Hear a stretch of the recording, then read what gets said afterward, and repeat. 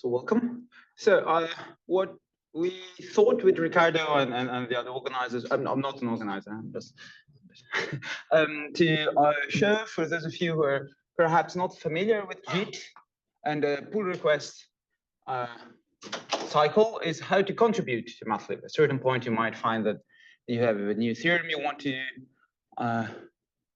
provide Mathlib with, or to make some modification or something. And of course, this is a collaborative effort. So there is the whole community that contributes to Mathlib. And so it's very important that if you want to join the community, you feel that you can contribute to the project and you can improve it. You can help either adding new things, or you can help fixing problems. And there are many problems as on every human procedure. So for instance, if you remember, Antoine spoke a lot about normal subgroups yesterday, and then having a look at the documentation. So this is, I hope everybody is comfortable with getting to these kind of pages, the official Mathlib documentation, where every theorem definition result is stored with sometimes a little bit in a quite nice and clickable way, and sometimes with some documentation explaining what is going on.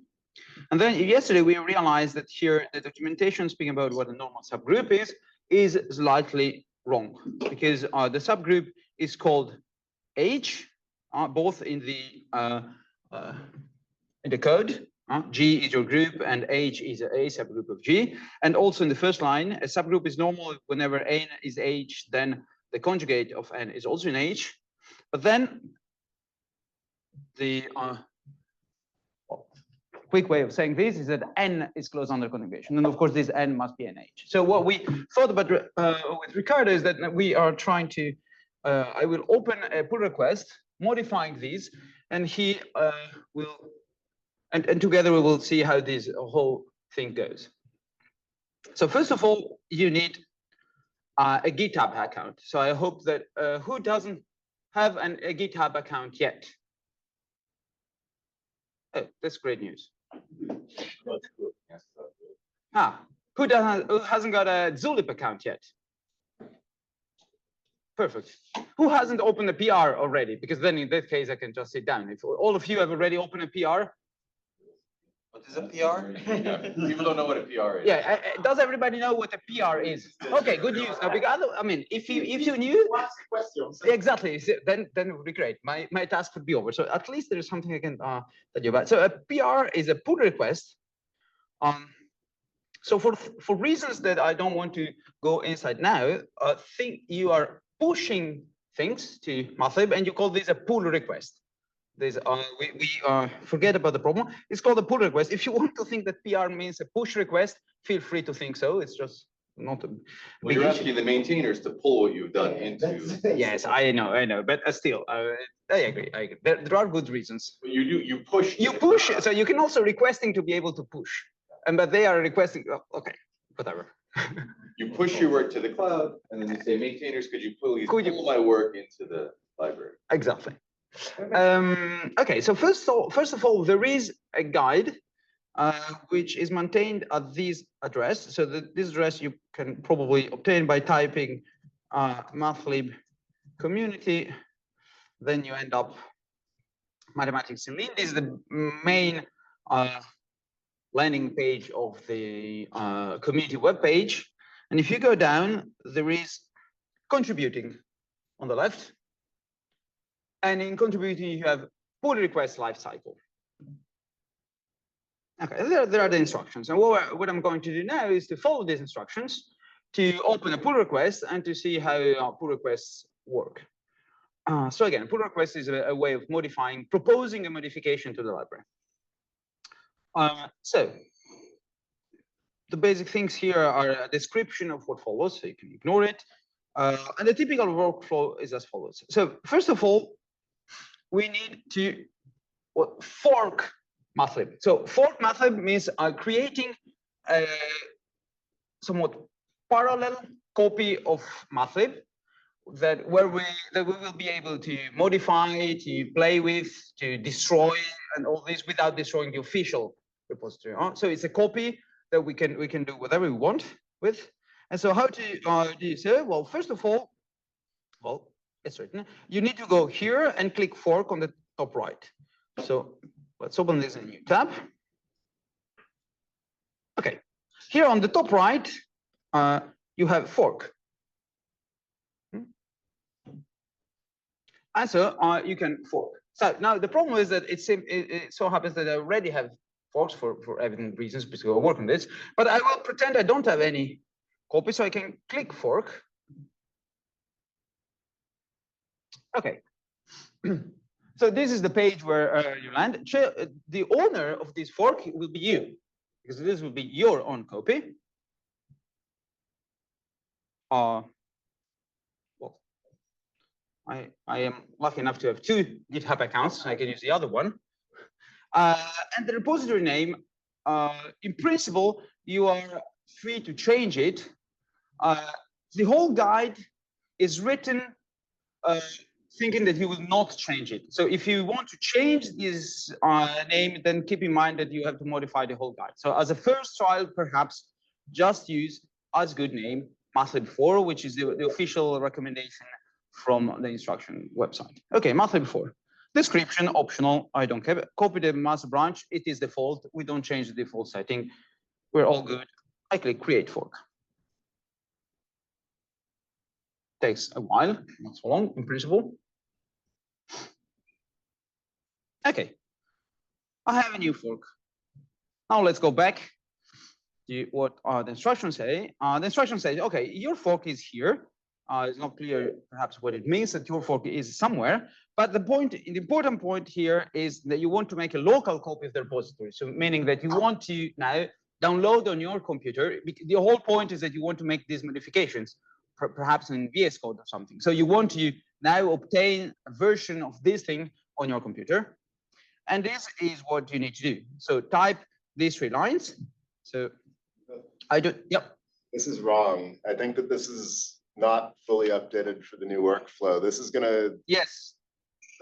This is the wrong clone address. No, I also had the same impression, but I think it's correct. No. It tells you to set upstream origin below. So if you clone with lean proof or community, yeah, as your origin. So we are not following this exactly.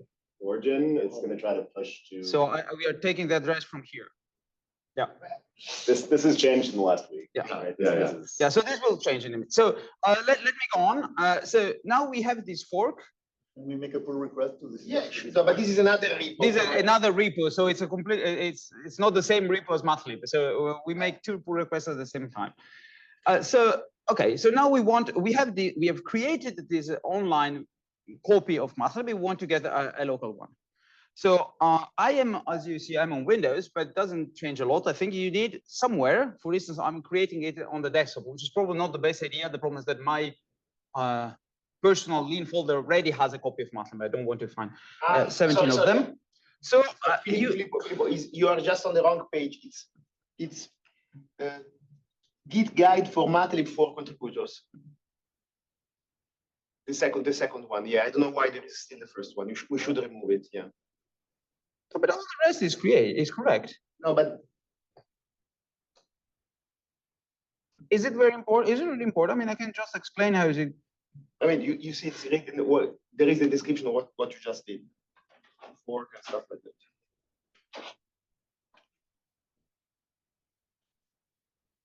that. Yeah, this is correct. No, this is better. Yeah, okay. But at any rate, let me go on because. Okay, so I'm here and I want to now download my copy of the repo. So where was I? Yeah, now I lost it because I opened. Oh no, here it is. Okay, so this is my the thing I created here in code. You can click the green thing, and you can copy. This is the remote address of your repository.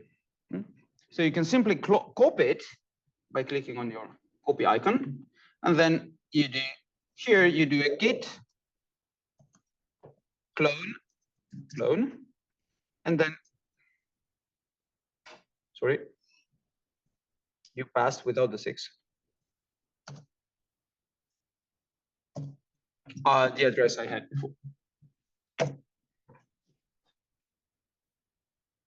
Okay, now it is basically downloading the repository to my computer. It's not super fast. Just to tell you that in this page where we were before,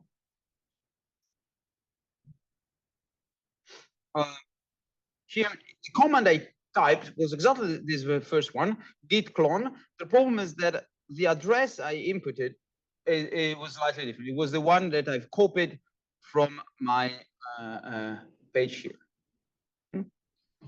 Okay, and then we will do the same thing. cd Mathlib before and lake exacache get.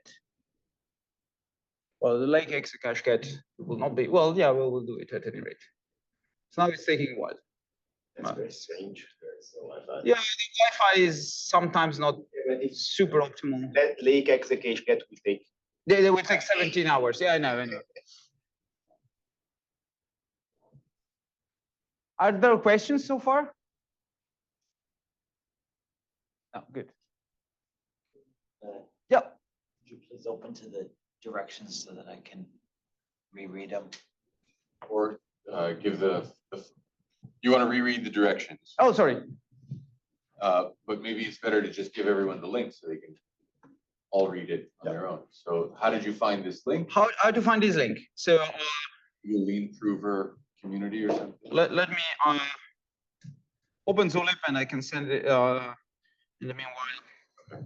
I hope nobody wrote me direct messages compromising my academic integrity. Hope not. Okay. Should I have one? Okay. Let's say message working Mathlib. So this is the first URL, and the other one that Riccardo found, which is perhaps the other useful one. So in the coming days, we are commit is perhaps not the right word, but whatever, to improve a little bit. Oh, is this no, one is index and the other is git. Okay, fine. To make this slightly uniform. So what is going on is actually the way this PR system works has recently been modified slightly, and this is the reason why this instruction pages are slightly off, because recently Just use your. yes, I agree. It's taking a little bit too long, so let's pretend, but it will be the same. So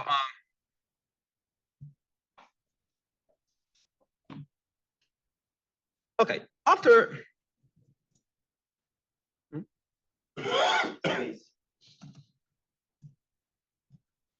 so after a while, so your downloaded is over, which is not still the case in mine, but let's suppose it's over. Then the first thing you do is you go to your repository that you've just cloned. It should be, if we have followed the previous instruction, it should be this command, because you want to get to the new folder. In my case, it's this one.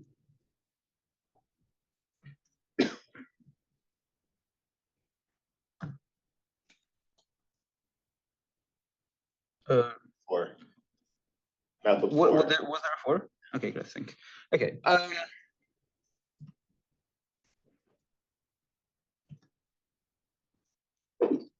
Okay. So now you are all basically set up. And now there is one more thing you should do according to the guide. So let's go back to the guide, which is here.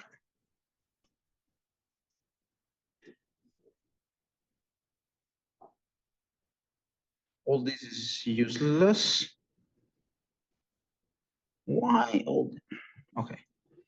It's completely useless. No, Rob, I mean, it's already, the upstream is already the right one. No. So The first time is not. Yes, if you've forked it in this way, the upstream is already, because it's also explained for people who are switching from the old system. oh, okay. So it's much easier. Okay, so now what you need to do is, so who has understood already this principle of branches in Git? Okay, who is not familiar with the idea of what a branch is? Okay, good. There are people who are not familiar with branches. Okay, so there are two concepts around here. One is the idea of a repository. like Mathlib 4, the one we have just cloned. And these are basically folders where they are full of files. But this Git comes with an extra layer of versioning, which are called branches. So the same repository can have different states, in a sense.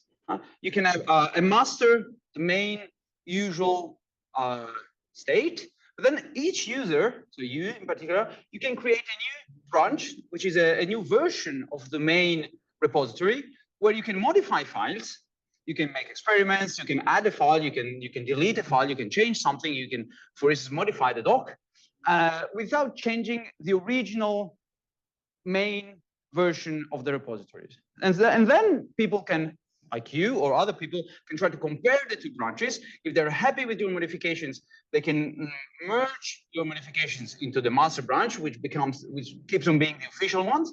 And if they're not happy, well, they can just discard your branch, or maybe you just opened it to make some experiments, and then the experiments turn out to be completely useless, and then you want to discard them. And so the idea of branches is really important, because things that happen on a branch, they're not also happening on the master branch. So they are like two different copies of the same repo, but they're not quite, because they're rather more two versions of the same repo. Okay, so there is the master official version, which is typically called either master or main.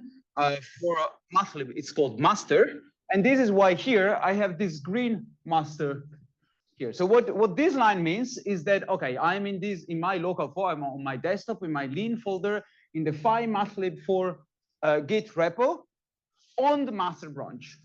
But since I want to make some modifications, I want to create a new branch where I try to perform these modifications. And if they are successful, they will become part of the master one.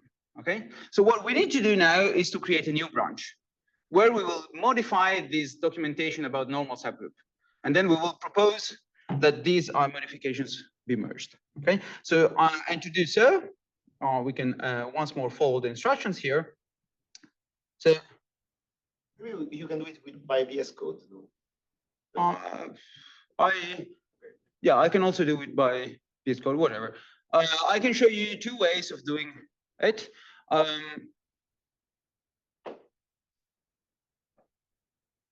What do you do? With VS Code, perhaps. Okay, let's do it with VS Code. Okay, so the first thing what you can do now is you open VS Code. No, my laptop is not writing. Sorry, I don't know what. So the first time you see this is very confusing, but at the end is pretty simple. And unfortunately, it depends if you use a Mac, a Windows, or Linux. So it's not. It will be not exactly the same. Well, the VS Code will be perhaps very similar. Exactly. Yeah. This will be very similar. Okay, here I'm still master. Okay, good. Is it the right one? Yes, it is. Okay, so now I want to modify this file in the sense that the name of the file is up here.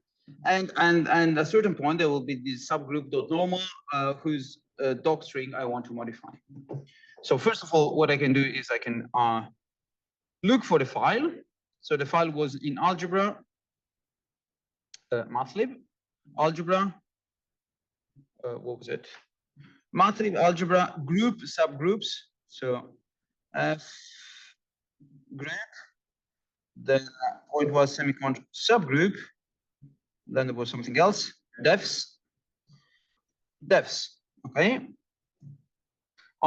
Is it large enough? You want me to increase the zoom or to change color, to switch to white? Tell me anything, I'm happy to do so. I can make it perhaps slightly larger. Let's do so. Not too much. Okay. Now one thing that I don't know if you have already realized, but perhaps I should. There is this source button on every doc page. If you click it, it brings you to the real lean file, or the official, the online version of this lean file, in case you want to see how this has been typed. Typically, theorem have no proof in the documentation, and perhaps you want to inspect the proof, and this is the way you can do it. Another advantage is that this tells me that this problem is on line 593. So I can, at least I know this. I can go down to line 593, and here is my n that I want to make into an h. So first of all, I make it into an h. Perhaps I also want to add here that the subgroup H is normal whenever something happens. And then, well, that's all. This is what I can do. Now, remember. A problem on the next definition. Say it again. There's a similar problem on the next definition. Let's pretend we didn't spot it. Exactly. It's a good point. But for the sake of the lecture, I pretend I haven't spotted it so that during the PR review process, Riccardo will spot it out. But thank you very much. Okay. So the objection was that here in the add subgroup, there is the same problem. And we'll see in a minute how to do it. Okay. Now I can save my file, my modification. Well, in one version, there seemed to be a comment at the bottom. And it's closed under conjugation or something, I forget, but after the definition, I don't see it here. So what you're saying is that online, this n is after the conj mem, and here is before. Yeah, okay, because the way the website is rendered is that these comments, when they are inside the structure, they are supposed to be a comment about the thing that follows, but in the website they come after. But this is just an HTML thing. It has nothing to do with. But so this line, although here it comes before, it is really the very same line that is here after. Okay. There is an indentation that you can guess matches. So again. You compare the indentations of the comments. Yes. Yeah. Exactly. You see that this comment is indented. Is indented. Like this one, and this is not indented. Yeah. Okay. Okay. So now I can save my file. Save. And now it is when this branch thing shows up. So here, what is written here is master, which is the name of the branch where I am. And I want to be on a new branch to create this modification. So in VS Code, what you can do, you click the branch. And then this small pop-up shows up and it says create new branch. And this is exactly what I want to do. I want to create a new branch where this modification that admittedly will not break Mathlib because I've just changed one character. It has nothing, no code content, but in principle, this may be something really significant. So I want to give it a name. So for instance, I can call it Filippo doc subgroup or something. Say it again. proof of Riemann hypothesis. Proof of Riemann hypothesis. Yeah, it's much nicer. And then we'll as a prank. I agree. Create new branch. And then I click create new branch. Okay. And now what happens is that, so here on the left, you have several icons. The important one for us now is this icon here. And there is this principle of committing your changes. So since, as I've told you, Git comes with two layers of version. There is the repository and the branches. Now, one way of thinking of it is that when you modify a file, you can save it. But since there is also the second layer of branch, you also have to commit your changes. I won't go into all details, just for the time being, if you're not familiar with this, keep in mind that modifications, when you use Git, they require two steps: saving the file, of course, and also committing your changes. And a commit comes with a message. So I proved it, the Riemann hypothesis. Great. Then I try commit.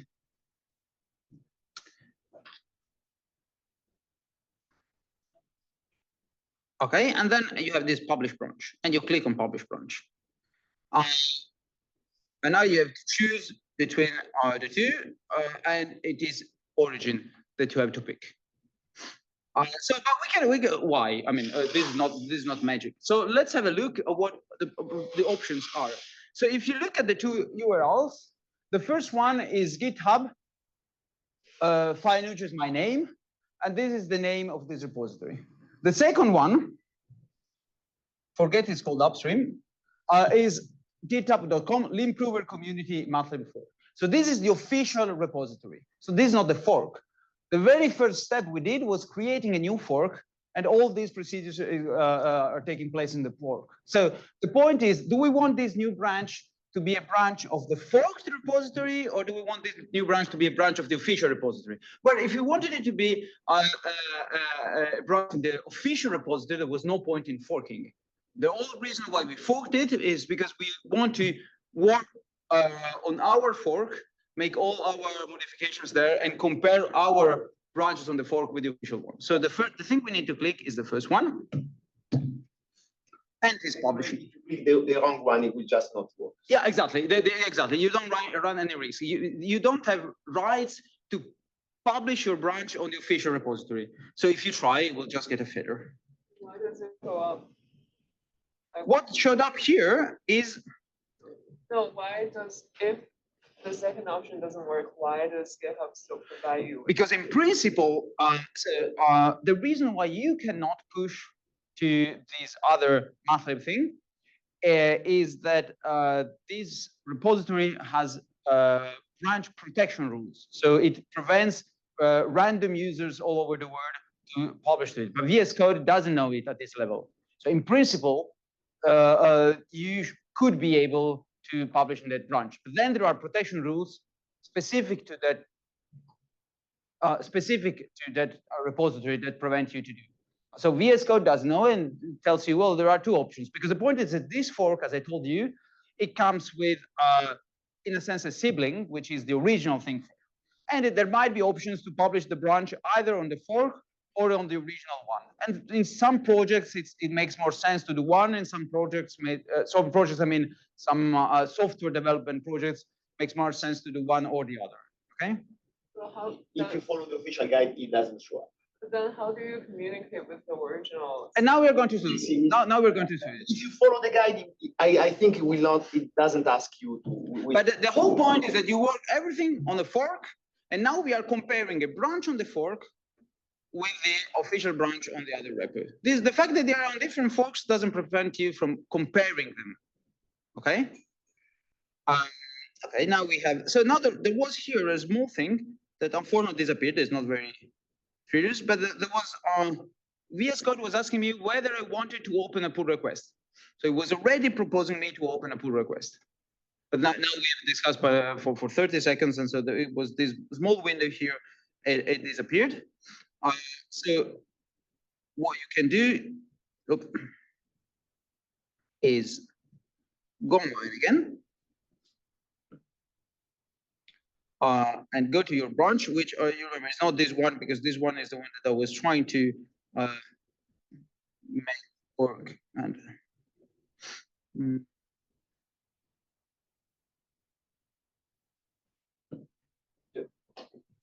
I'm just finding, yeah. So this is the page of your fork, the one that you created and from where we clicked code to copy everything. So you might have kept open in your browser. And you see, it realized that in this fork, I have pushed this branch, which I call proof of the Riemann hypothesis, is there. And what we need to do now is create a pull request, which we can do just by clicking on this green button. And this create a pull request, what does it do? What it means to create a pull request.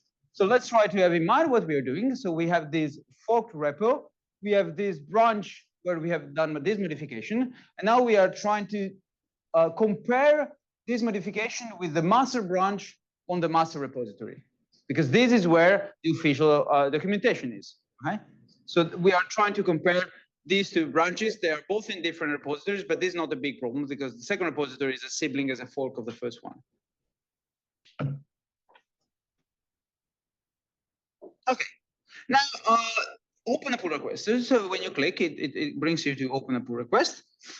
This is already set up in the right way. So this first line, you can completely ignore it. It has already been correctly filled by GitHub. And then there is a small thing about how the pull request should be named it's not extremely crucial, but if you're a newcomer, you can make, well, you can always make mistakes, of course, but in particular, there is a high level of tolerance if you make mistakes about it.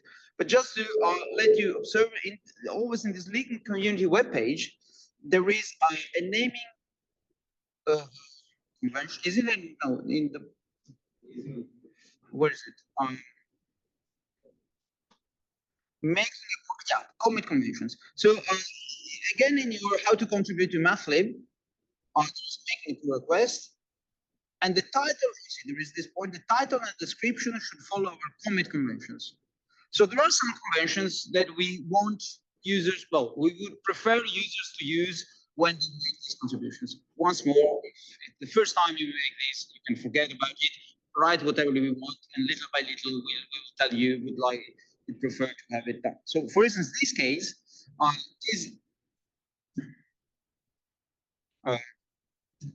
so let's try what it says. So it says that the title should have something of this form, type, then file, and then you did. So this is a dot modification. The file was algebra, groups, subgroups, thus, and then I can, as well description, but change the page first. And this is just a small description, and the description you can also say something, I don't know, improve documentation. Okay, this is just a small description for today. One final thing, or let me call it to you. Here, assignments, these kind of things you can forget for the time being. Labels might be slightly important. Labels are a way we get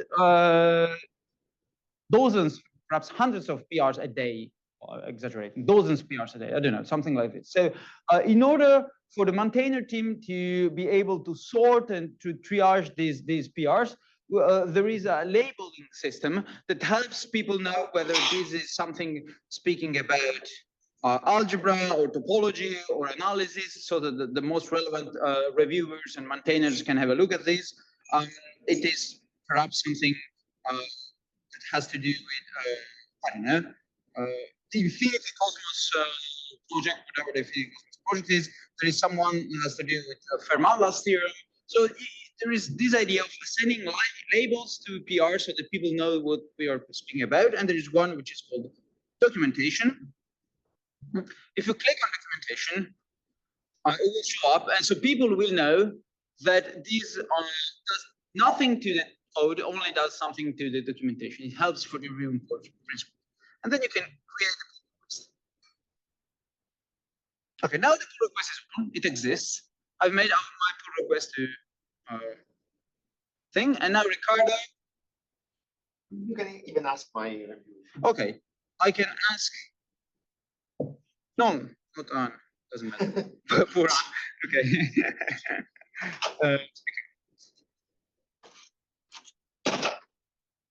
Okay. Now, in principle, nope.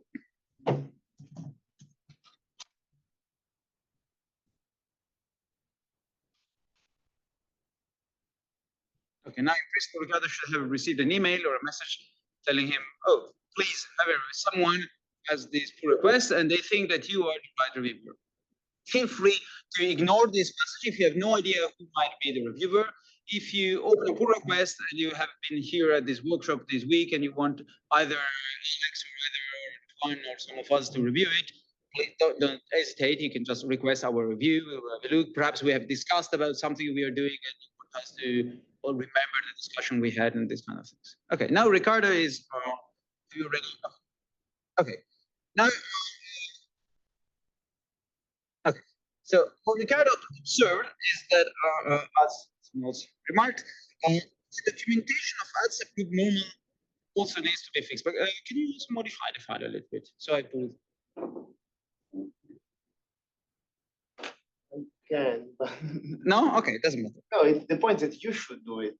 You want I want to pull so that you are the modification. a suggestion? You mean? Yes. Well, no, No, I think we'll get a sub. No, I cannot because it's. okay, okay, doesn't matter. Okay, so what happened? Now I go back to these half an hour later, and I find that Riccardo made a comment. And also he would force D plus. This is important. And here two more labels that appeared. So first of all, Riccardo added the T algebra label. So this means that if you forget the label, it's not a big problem. The people coming after you and having a look at the review, they can improve your label. So don't spend too much time about it. It's actually a bot. I didn't do it. Really? Was a bot? Okay. But I mean, so these labels are important, but don't be frightened. You know exactly which label to choose. And the second point is this delegated. This we'll see in a second. But before, so in these, well, going down, so in this page. So first of all, this is, as you see, the list of my actions.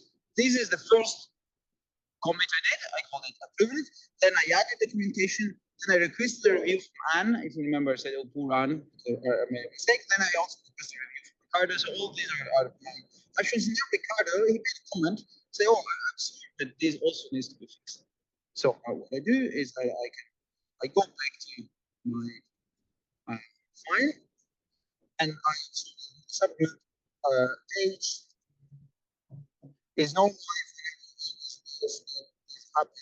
G, H is closed under conjugation. I save again. Save. Once I've saved, as I told you, to make a comment. So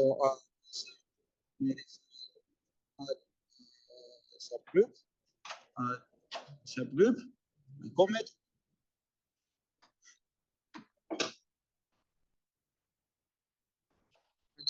I'll save my changes.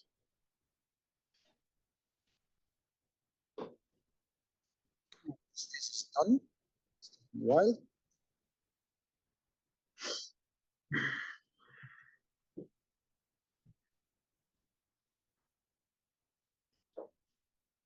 Sorry. So this is in the same branch that you were working on? Like, exactly. That's why it's still called Is this still under the same pull request, or do you need? no, it's the same pull request. And the pull request so the idea is that one pull request is typically is a chain of back and forth between the author and the reviewers. In this case, so I made this first modification, and the reviewers say, oh, perhaps you forgot something, and I made the second modification. It's still the same pull request. The idea being that a pull request comes with its scope. So we are still speaking about the documentation of for normal subgroups. So it's the same pull request. Now it's done. So if I go online, I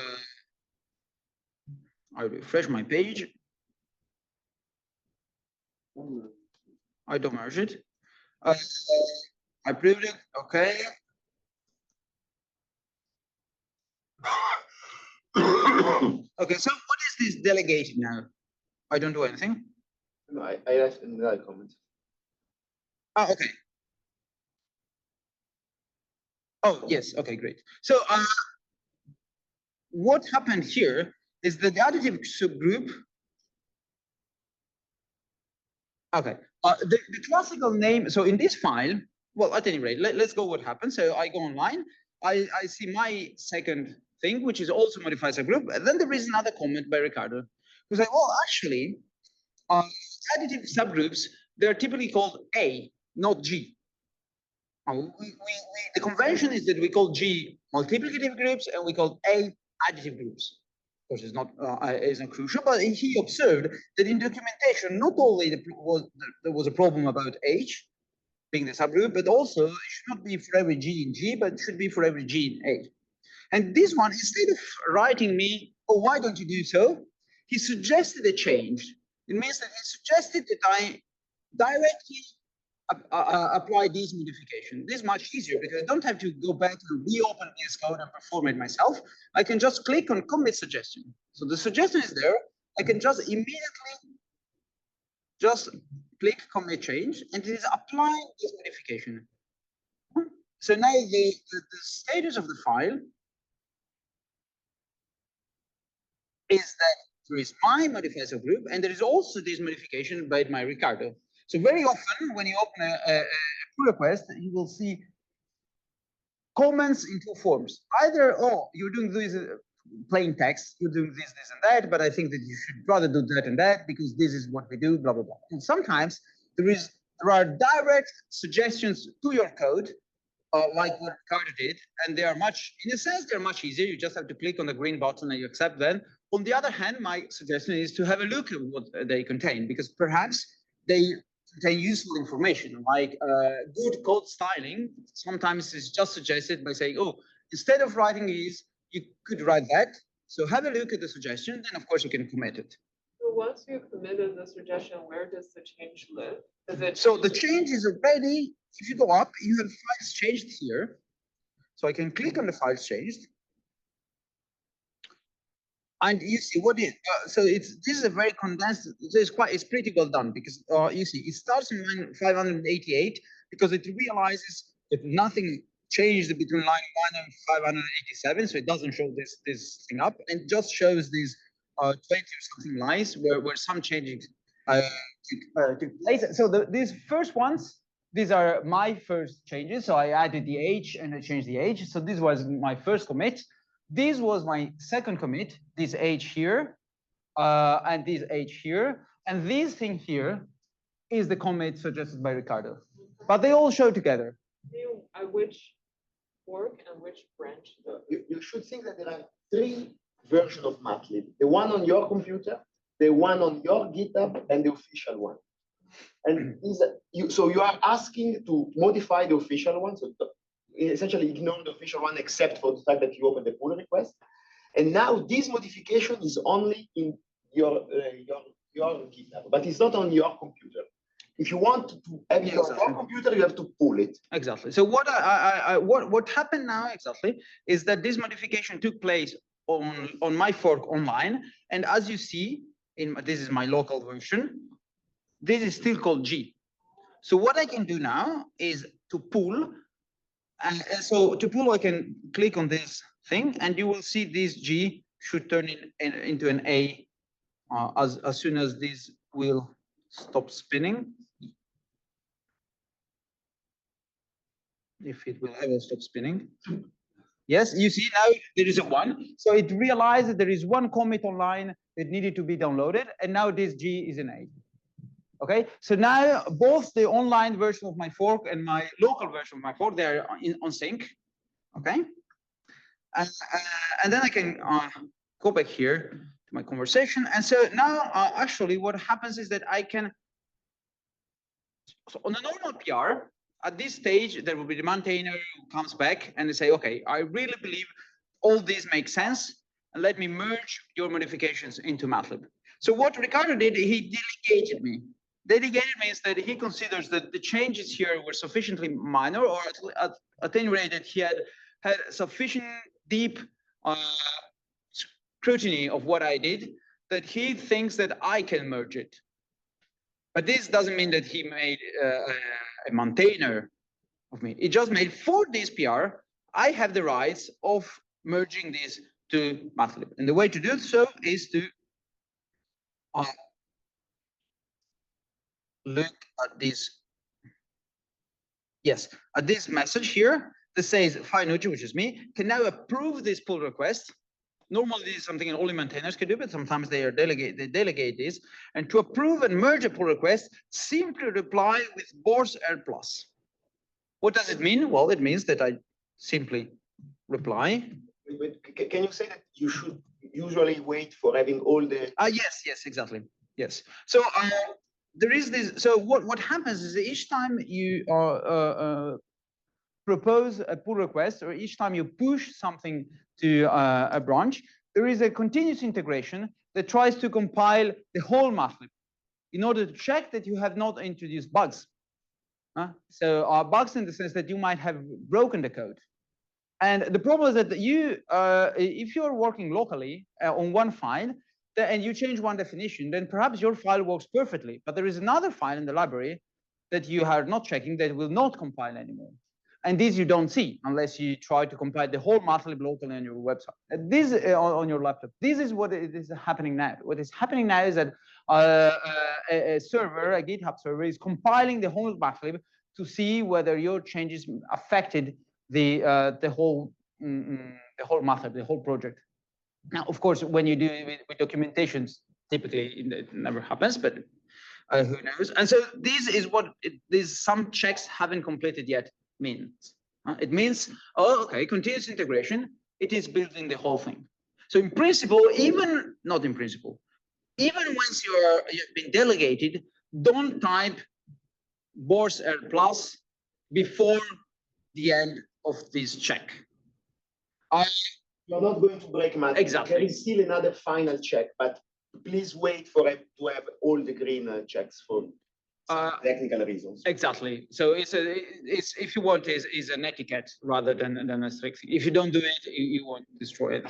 So what should I do now? Now I can do it. We agree. So the maintainer gave me the right of doing so, and I do it. And especially, I was just changing. So now if I type comment with Bors R plus,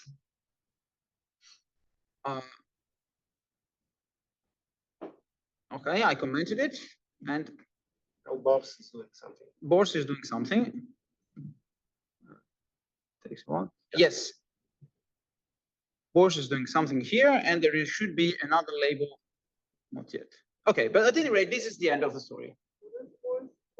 Say it again. Oh, what Bors is? Bors is basically a tool that checks that how to say?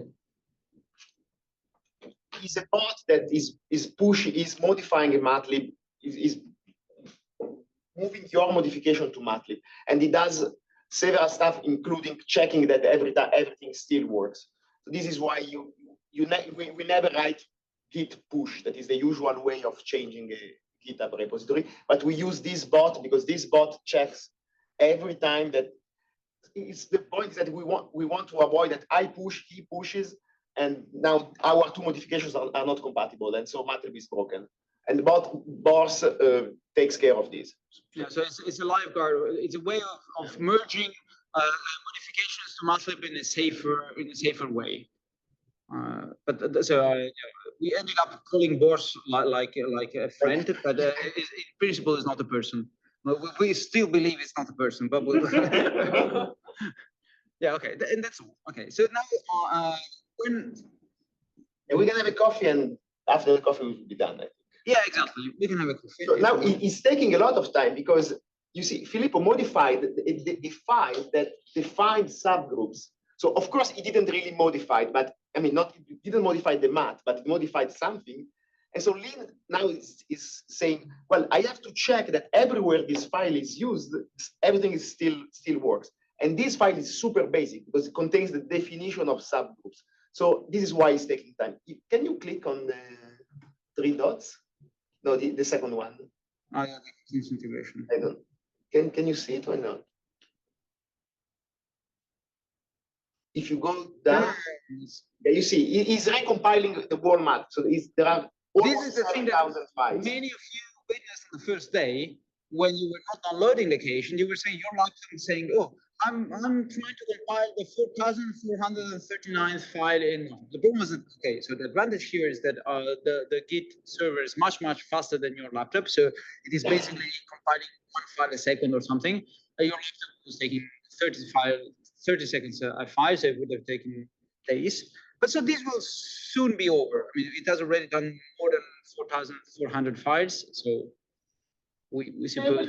So if we go, of course, first of all, other questions about all these? If not, yes. I'm still confused about the difference between a fork and a branch. Okay. A fork. So let's start with the difference between a repository and a branch. A repository is like a folder that contains many files. And the branch is a version of this folder, okay? So a repository can have many branches, the master one, and then other branches that are that might belong to different users or might be done by the same users for experimenting purposes and so on. A fork is a copy of the repository. So if you think hierarchy, there are repositories, and each repository contains branches. Now a fork is at the level of repository. You have one main repository and then the fork of this main repository. And now this is a new Git repository, just that this new Git repository remembers that it comes with a brother or a sister, whatever, the sibling. Okay, and so that they can easily connect the two big repositories. But the work we did was on this repository, which was a fork. So we created branches here and we were playing with branches in this fork. But so the difference is that fork is another repository with some family memory. And then there are branches of this repository. Okay. So a branch, so both a fork and a new repository and a branch can be controlled by different users. Yes, yes, indeed. And so did it matter whether we created a fork and then we created a branch inside the fork? And when we did the pull request, that was to merge the branch of the fork back into the main repository. So we had the Mathlib repository, then your own fork. Now this has several branches. Of one is master, and then other ones. And here also there are several things. The first one we created was master. This one was my proof of the Riemann hypothesis branch. And then what we did, we compared this branch with this one. Yes. Okay.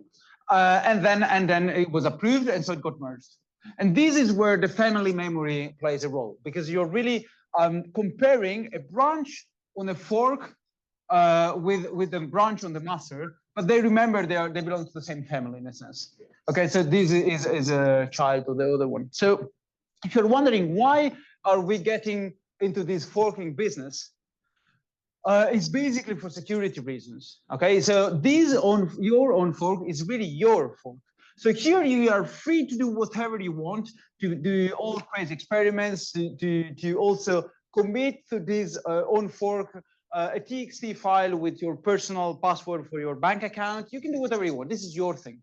This is an official repository that belongs to the Mathlib community. It's still public, so don't put your password. Yeah, exactly. So this was a really bad idea. But if you still want, I mean, everybody can see it. So it perhaps the idea of the password is not a clue. But you are principal right to this. This is owned by the Mathlib community. So this is something that we don't want everyone to be able to access, even just at branches level, because branches, although they're versions, they are still versions of this repository. So you're at the end of the day adding things to this repository.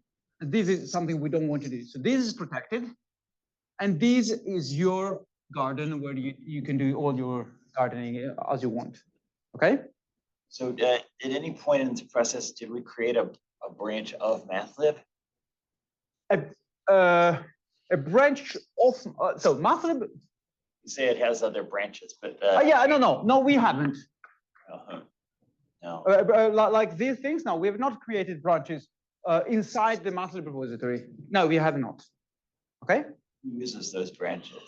Nowadays, in principle, nobody. Historical reasons. For historical reasons. So for the idea is that really this is so fixed in a sense that it basically does not really need branches. Or perhaps you can think that really the owners of Mathlib, when they want to try something strange, they might want to play with branches. But this is not something, if you want, no user ever produces branching on Mathlib. Okay, so you just play in your fork. Mm-hmm. Yeah, this system changed literally 10 days ago. So you can still find a lot of traces on Zulip, especially if you want. Don't look on Zulip for how to do this. Ask a new question, please, because the system completely changed 10 days ago. This is the standard way of using GitHub. So you can ask, you can look on Google. This is the standard way of proposing modification to any repo.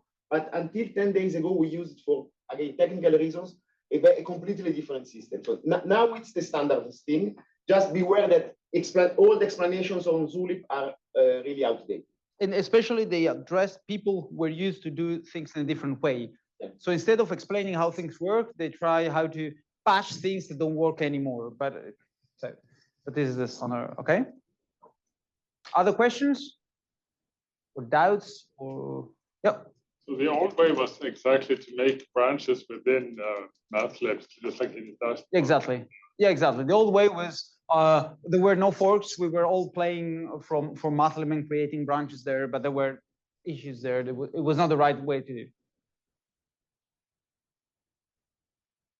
Okay, so where are we? 5,200. Yeah, okay. This is anyway. This is the CI. It doesn't matter. Bors is faster. No. Yeah. You could have done something. Oh, You push something to, and it doesn't work. For example, you forgot the doc string or.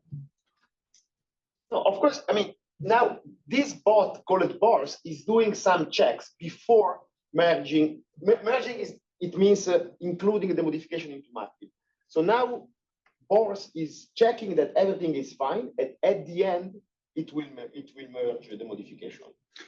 Also, another small comment: this doc web page is not updated live each time there is a change. So even when this merging process will be over, it will take perhaps half a day or I don't know some hours for this documentation to be updated. But the official code is yeah, the official code is modified. But I'm just saying that if you make modification, don't expect to see the modification in the doc page appear immediately. It takes like a couple of hours. But indeed, if you type on source, you will see the right thing. And this we will do after coffee, perhaps.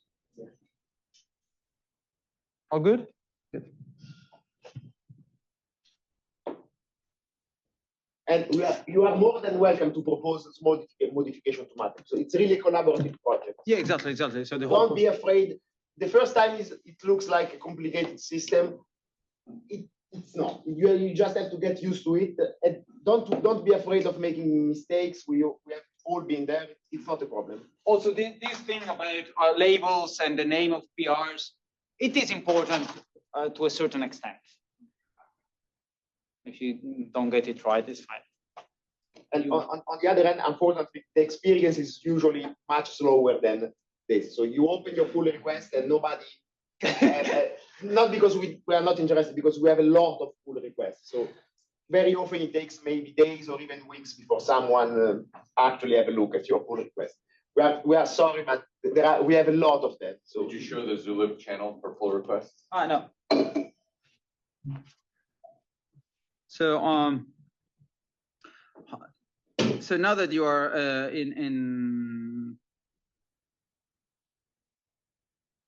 on Zulip, you should have witnessed there are many channels. Some of them that might be more interesting to you and some less. There is certainly general that contain a lot of useful information. Job posting, why not? Mathlib 4, maths. But there is one which is called PR reviews, where people can add things like, oh, this PR contains result about, yeah, I've proven the Riemann hypothesis. Is someone interested in having a look at my PR? And then you can add a small thing here. It typically helps maintainers to or reviewers to have a look quicker and so on. It's not revolutionary in the sense that, okay, again, if you write, if there were, for some reason, which I've never understood, there are not an incredible amount of messages here, which is a good news, because if here instead of 11, I had seen 3,415, I would say, okay, what should I do? Here there are 11. There are a series of PRs about the Hausdorff-Alexandrov theorem that I want to have a look of them. So I haven't read these PRs. I will probably have a review to some of them later today. But so there are 11 for me. But otherwise, it would be a nightmare. But you can come here and write a message. Oh, I have this interesting PR. Perhaps don't do it for documentation purposes. It's not deep enough. But if you have especially if you have a chain of PRs because you're proposing some new mathematical thing, and then you can come here and then it says small. It's not mandatory, but it's useful. If you feel shy to do so, don't do so. It's not a problem. You can certainly feel free. Oh, there is one important thing. It is actually automatically added by Bors, but you can also add it yourself. Once you open a PR, if it is your first PR, then here Bors will automatically add this label, new contributor. So for the first 5, I think, or 15, or 5 pull requests, Bors opens automatically add this new contributor label, which tells reviewers that, well, this comes from a new contributor, so it deserves somewhat more care or more attention to be done. So you can add it, or it will be added automatically. But okay, so we will try our best to be welcoming and to. And it won't even run CI on a first user until you give permission. Yeah, but this is something that, I mean, you can ignore it. Someone will click it and. That's all. We hope to see many PR arriving. Thank you.